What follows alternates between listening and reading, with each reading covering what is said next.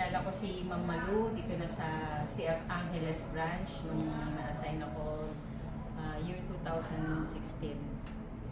Sabi ko sa kanya bilang katrabaho, serious siya pagdating sa trabaho, pero pagdating sa mga when it comes to making fun, isa siya sa pinakamasayang kasama sa trabaho.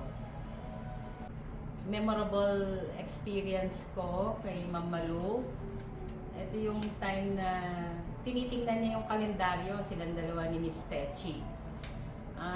Hindi ko sukat akalain totoo pala na magpa-file siya ng early retirement. So, parting words ko sa kanya, mamimiss ka namin, Ma'am Malu, at sana kahit wala ka na sa PAGCOR, patuloy pa rin yung ating communication through FB at sana magkita-kita pa rin tayo kahit sa SM lang or mag-Starbucks and have a coffee.